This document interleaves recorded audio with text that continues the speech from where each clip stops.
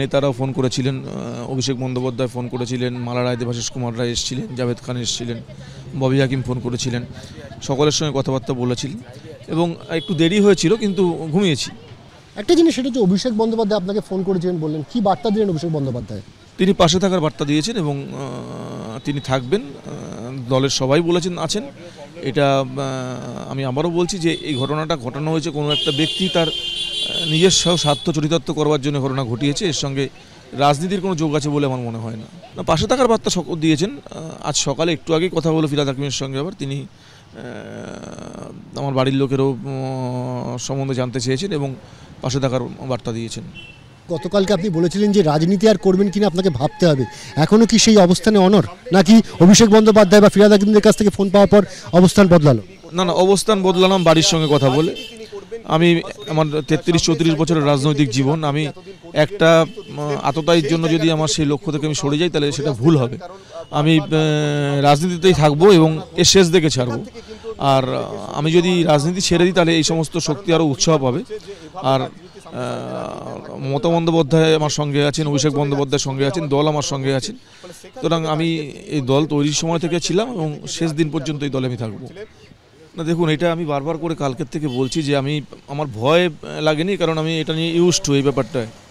কিন্তু হ্যাঁ, আমার আঘাত লেগেছে, মানে আমি খুব শকড হয়েছি, কারণ আমি এটা ভাবতে পারছি না যে এই রাজডাঙ্গা চক্রবর্তী পাড়ায় নিজের বাড়ির নিচে নিজের পাড়াতে এরকম ঘটনার সম্মুখীন হতে হবে, এটা আমি ভাবতে পারছি না। এটা আমার সত্যি ভাবতে পারছি না এবং এটা নিয়ে আমি ব্যথিত, মানে আমি খুব ব্যথিত যে আমার নিজের পাড়ায় এই ঘটনার সম্মুখীন আমাকে হতে হলো বলে।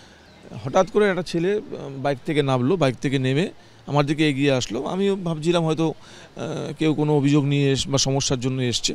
হঠাৎ করে কোমর থেকে একটা মেশিন বার করে একদম আমার বুক লক্ষ্য করে তাক করে দুবার ট্রিগার টেপে, কিন্তু কপাল ভালো যে সে গুলিটা লক হয়ে যায়, গুলিটা বেরোয় না। তারপরে আমি সঙ্গে সঙ্গে চেয়ারে বসেই লাথি মেরে ওই মেশিনটাকে তার পা থেকে ফেলে দিই এবং ফেলার পরে সে পালিয়ে যাওয়ার চেষ্টা করে। তখন আশেপাশের লোকসহ যারা ছিল তারা তাকে ধরিয়ে নেয়।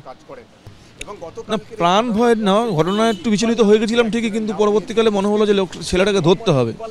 তাই আমরা এখান থেকে তাড়া করলাম। তাড়া করে আমাকে দৌড়াতে দেখে আশেপাশের দোকান ফোকান থেকে, পাড়া থেকে সমস্ত লোকজন বাইক নিয়ে তারাও তাড়া করলো। তারা কিছুটা দূরে গিয়ে তাকে ধরলো আর কি। দেখুন, সমস্ত সম্ভাবনাই থাকতে পারে, আমি কোনোটাই উড়িয়ে দিচ্ছি না, কিন্তু পুরো ঘটনাটাই তদন্ত সাপেক্ষ।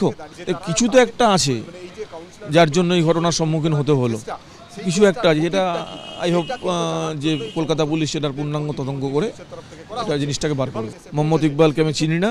দেখুন, মোহাম্মদ ইকবাল নামে অসংখ্য মানুষ আছে এবং আমি যে অঞ্চলের কাউন্সিলর, সেখানে গুলশন কলোনি বলে জায়গা আছে, তপসিয়ার মানুষদের সঙ্গে চেনাশোনা আছে, সেখানে অনেকেই মোহাম্মদ ইকবাল বলে আছে, কিন্তু এই মোহাম্মদ ইকবাল কে সেটা এখনও আমার জানা নেই।